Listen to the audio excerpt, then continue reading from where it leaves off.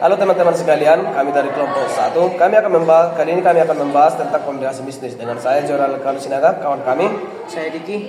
Dan saya Pron Luis. Baik, ikuti video kami selanjutnya. Dadah. Dadah. Baik, di sini kami akan membahas materi kombinasi bisnis. Latar belakang kombinasi bisnis yang pertama A, yaitu menjadikan entitas lebih besar. B, menghindari pengambil alihan oleh entitas lain. C, menyinergikan sumber daya yang dimiliki. D, kompensasi yang diterima manajemen terkadang dikaitkan dengan ukuran perusahaan. E, meningkatkan kebanggaan entitas. Keuntungan kombinasi bisnis yaitu yang pertama, keuntungan akhir kombinasi bisnis adalah diperolehnya imbal hasil yang lebih besar kepada pemegang saham dibandingkan pada saat entitas belum melakukan kombinasi bisnis. Keuntungan kombinasi bisnis tercipta karena entitas mampu menghasilkan sinergi dalam kombinasi bisnis tersebut, sehingga jika nilai entitas sebelum bergabung 5 dan 3, maka hasil kombinasi bisnis harus mampu menghasilkan lebih dari 8. Aspek etika dalam kombinasi bisnis. Kombinasi bisnis mampu mengakselerasi pertumbuhan perusahaan sehingga dapat berkembang jauh lebih cepat dibandingkan jika melakukan pertumbuhan secara alami melalui peningkatan produksi dan skala usaha. Beberapa kasus yang menunjukkan tindakan tidak etis yang dirancang dalam transaksi kombinasi bisnis baik untuk tujuan manajemen laba maupun juga perpajakan menjadikan transaksi ini juga memperoleh perhatian bagi regulator pasar modal.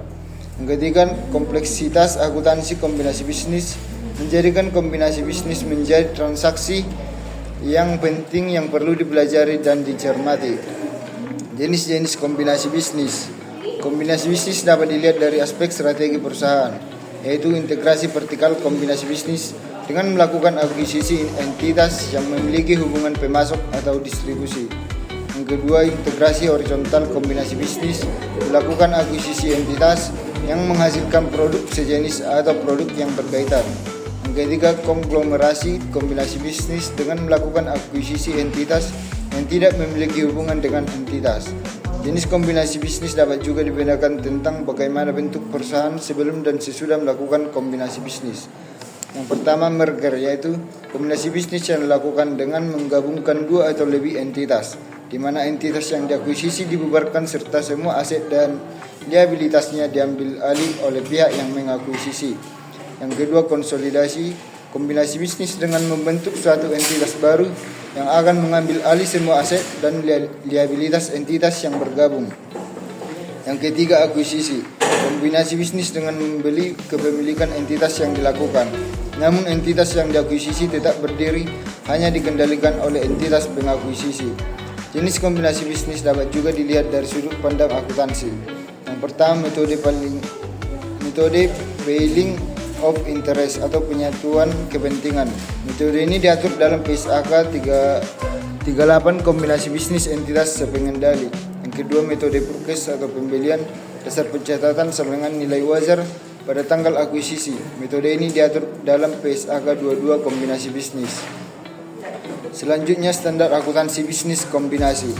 Standar akuntansi untuk kombinasi bisnis saat ini diatur dalam PSAK 22 kombinasi bisnis yang direvisi tahun 2010 dan mengalami penyesuaian pada tahun 2014 dan amandemen pada tahun 2020. Pada PSAK 22, penggabungan usaha hanya menggunakan metode pembelian atau yang sekarang disebut metode akuisisi.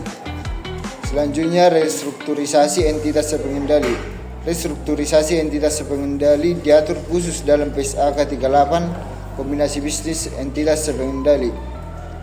Restrukturisasi entitas sepengendali adalah kombinasi bisnis yang semua entitas atau bisnis yang bergabung pada akhirnya dikendalikan oleh pihak yang sama, baik itu sebelum atau sesudah kombinasi bisnis, dan pengendaliannya tidak bersifat sementara.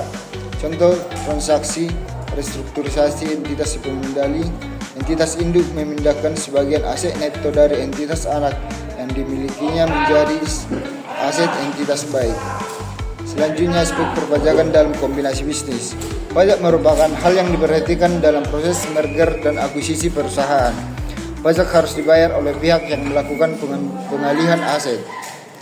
Jika yang dialihkan tanah dan bangunan, akan dikenakan 5% pajak final atas nilai jual. Selanjutnya, jika bukan tanah dan bangunan, akan dikenakan pajak penghasilan sebesar keuntungan dari selisih nilai wajar dengan nilai buku. Untuk pengalihan tanah dan bangunan, pihak yang mengakuisisi dikenakan biaya perolehan hak tanah dan bangunan sebesar 5%. Kombinasi bisnis dan pengendalian pembelian entitas yang sudah ada untuk digabungkan dengan entitas yang sudah ada diartikan sebagai proses mengombinasikan bisnis, sehingga transaksi ini dikenal dengan istilah business combination atau pernah juga digunakan istilah penggabungan usaha. SAK 22 kombinasi bisnis mendefinisikan kombinasi bisnis sebagai transaksi atau peristiwa di mana sebuah entitas memperoleh pengendalian atas entitas lain. Baik, selanjutnya definisi menurut PSAK 65. Investor mengendalikan investasi ketika investor transport atau memiliki hak atas imbal hasil variabel dari keterlibatannya dengan investasi dan memiliki kemampuan untuk mempengaruhi imbas hasil tersebut melalui kekuasaannya atas investasi. Menurut definisi, 3 komponen utama yang harus dipertimbangkan dalam menilai adanya pengendalian, yaitu 1. Investor memiliki kekuasaan. 2. Investor terekspor atau memiliki hak atas imbas hasil variabel. 3. Investor memiliki kemampuan untuk mempengaruhi imbas hasil tersebut melalui kekuasaannya atas investasi. Bisnis. Dalam transaksi kombinasi bisnis, harus dipastikan bahwa transaksi tersebut merupakan pembelian sebuah bisnis, bukan pembelian aset perubahan secara terpisah. Selanjutnya, identifikasi kombinasi bisnis. 1. Identifikasi pihak pengakuisisi. 2. Mengakui dan mengukur aset teridentifikasi yang diperoleh. 3. Yaitu menentukan tanggal akuisisi. 4. Yaitu mengakuisisi dan mengukur goodwill atau keuntungan dari pembelian dengan diskon. Akuntansi kombinasi bisnis terkait dengan pencatatan akuntansi untuk pihak yang melakukan akuisisi dan pengakuisisi. Jika pihak pengakuisisi sulit diidentifikasi, ada beberapa kriteria yang dapat digunakan sebagai pedoman untuk menentukan pihak mengakuisisi, antara lain: A. Pihak pengakuisisi biasanya ada di ukuran lebih besar. B. Pihak pengakuisisi yang mengalihkan aset, saham, atau sumber daya untuk memperoleh kepemilikan bisnis tersebut. Selanjutnya, akuntansi kombinasi bisnis, pengakuan dan pengukuran aset liabilitas. Itu isinya pihak pengakuisisi mengakui secara terpisah berupa goodwill, aset teridentifikasi yang diperoleh, liabilitas yang diambil alih, dan kepentingan non pengendali dari pihak yang diakuisisi. Pihak pengakuisisi pengukur aset teridentifikasi yang diperoleh dan liabilitas yang diambil alih dengan nilai wajar pada tanggal akuisisi. 3. Pengukuran nilai wajar atas aset dan liabilitas yang mengacu pada PSAK 68. Pengukuran nilai wajar, kecuali pengukuran tersebut sudah diatur secara spesifik dan PSAK tertentu seperti imbalan kerja. Biaya transaksi. Biaya tersebut mencakup biaya maklar atau vendor fees, fees, hukum, akuntansi, penilaian, dan biaya profesional atau konsultasi lainnya, biaya administrasi umum dan biaya pendaftaran serta penerbitan utang dan efek ekuitas. Imbalan yang dialihkan. Dalam suatu kombinasi bisnis, pihak pengakuisisi membayar imbalan kepada pihak yang diakuisisi atas akuisisi yang dilakukan. Imbalan dalam kombinasi bisnis dapat berupa kas, aset non-kas, dan lainnya. Imbalan yang dialihkan dalam suatu kombinasi bisnis diukur pada nilai wajar yang dihitung sebagai hasil penjumlahan dari nilai wajar tanggal akuisisi atas seluruh aset yang dialihkan oleh pihak pengakuisisi. Liabilitas yang diambil alih oleh pihak pengakuisisi kepada pemilik pihak yang diakuisisi sebelumnya. Goodwill. Untuk akuisisi dan liabilitas, goodwill diakui dalam laporan proses keuangan pihak pengakuisisi, sedangkan pada akuisisi saham, goodwill yang timbul pada akuisisi diakui terlebih dahulu dalam saldo investasi.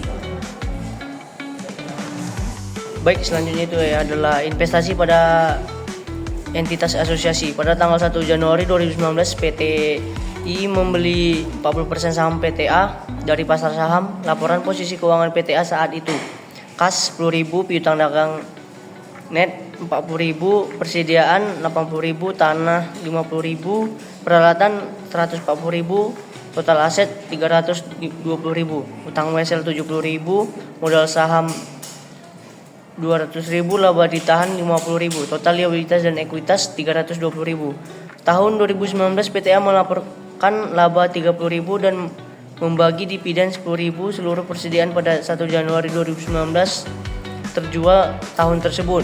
Peralatan mempunyai sisa umur ekonomi 10 tahun dan utang wesel jatuh tempo pada 1 Januari.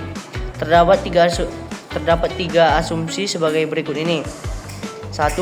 PTI membayar kas 100.000 untuk membeli saham PTA dan nilai-nilai wajar aset neto PTA pada saat itu sama dengan nilai bukunya.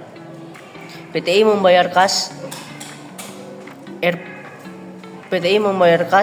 140.000 dan nilai wajar aset serta liabilitas PTA saat itu adalah kas 10.000, piutang dagang 40.000, persediaan 75.000, tanah 80.000, peralatan 130.000, total aset 335.000, utang wesel 65.000. 3. PTI membayar kas dan nilai wajar aset serta liabilitas PTA saat itu sama dengan asumsi nomor 2 di atas. Untuk setiap asumsi tersebut dibagi atas PT 1A. A. Membuat jurnal yang diperlukan selama tahun 2019. B. Hitung saldo akun pendapatan dari PTA dan investasi di PTA pada tanggal 31 Desember 2019. Selanjutnya akan dilanjutkan oleh teman saya. Baik, saya akan melanjutkan yang tadi sudah jelaskan kawan kami, yaitu untuk pengerjaannya asumsi 1 langkah 1, biaya perolehan dikurang nilai wajar sama dengan 100.000 dikurang 40% dikali 250.000 sama dengan 100.000 dikurang 100.000 sama dengan 0. Jurnal investasi pada PTA ditaruh sisi debit sebesar 100.000, kas ditaruh sisi kredit sebesar 100.000, yaitu mencatat investasi PTA. Kemudian investasi pada PTA ditaruh sisi debit 12.000 didapat dari 40% dikali Rp 30.000. Kemudian pendapatan daripada PTA ditaruh sisi kredit sebesar 12.000, yaitu mencatat laba dari PTA. Kemudian kas ditaruh sisi debit sebesar 4.000 didapat dari 40% dikali Rp 10.000. Kemudian investasi pada PTA ditaruh di sisi kredit sebesar 4.000, yaitu mencatat dividen dari PTA. Pendapatan dari PTA sama dengan Rp 12.000. Kemudian investasi pada PTA yaitu Rp 108.000 didapat dari 100.000 ditambah 12.000 dikurang 4.000. Untuk asumsi 2 langkah 1 yaitu biaya perolehan sebesar 140.000, nilai wajar aset bersihnya 40% dikali 270.000, kemudian nilai buku aset bersih 40% dikali 250.000 hingga hasil akhirnya 140.000 untuk biaya perolehan, 108.000 untuk nilai wajar aset bersih dan 100.000 untuk nilai buku aset bersih. Jadi goodwill yang didapat adalah sebesar 32.000. Berikut jurnal yang ada pada asumsi 2 yaitu investasi pada PTA ditaruh sisi debit 140.000, kas ditaruh sisi kredit sebesar 140.000, yaitu mencatat investasi PTA. Kemudian investasi pada PTA ditaruh sisi debit sebesar 14.000 didapat dari 40% dikali Rp 30.000 ditambah 2.000. Kemudian pendapatan dari PTA ditaruh sisi kredit sebesar 14.000, yaitu mencatat laba dari PTA. Kemudian kas Rp 4.000 ditaruh sisi debit didapat dari 40% dikali Rp 10.000. Kemudian investasi pada PTA ditaruh sisi kredit sebesar 4.000, yaitu mencatat dividen dari PTA. Kemudian asumsi 3 langkah 1-nya biaya perolehan sebesar 105.000, nilai wajar aset bersihnya 40% dikali 270.000 dan nilai buku aset bersihnya 40% dikali 250.000. Yang didapat 105.000 untuk biaya perolehan, 108.000 untuk nilai wajar aset bersih dan 100.000 untuk nilai buku aset bersih. Keuntungan pembelian sama dengan 3.000. Nilai selisih NW dikurang NB aset bersih sama dengan 8.000. Kalau kita lihat pada tabel di atas, akun persediaan tanah, peralatan, utang wesel dan keuntungan. Ada selisih NW, NB, persediaan selisih, amortisasi dan saldo akhir 31 Desember 2019. Kemudian pendapatan dari PTA sama dengan 40% dikali Rp 30.000 ditambah Rp 5.000 sama dengan Rp 12.000 ditambah Rp 5.000 sama dengan Rp 17.000. Berikut jurnal yang ada pada asumsi 3. Jurnal investasi pada PTA di debit sebesar 105.000, kemudian kas di kredit sebesar Rp 105.000, yaitu mencatat investasi pada PTA. Kemudian investasi pada PTA ditaruh sisi debit sebesar Rp 17.000 didapat dari 40% dikali Rp 30.000 ditambah 5.000. Kemudian pendapatan dari PTA ditaruh sisi kredit sebesar 17.000, yaitu mencatat laba dari PTA. Kemudian Kas Rp 4.000 didapat dari 40% dikali Rp 10.000 ditaruh sisi debit. Dan investasi pada PTA ditaruh sisi kredit sebesar 4.000, yaitu mencatat dividen dari PTA. Baik, sekian hasil presentasi kami hari ini tentang kombinasi bisnis, beberapa pengertiannya dan cara pengerjaannya dan contoh soalnya. Sekiranya kawan-kawan sekalian dapat lebih memahami tentang kombinasi bisnis. Terima kasih.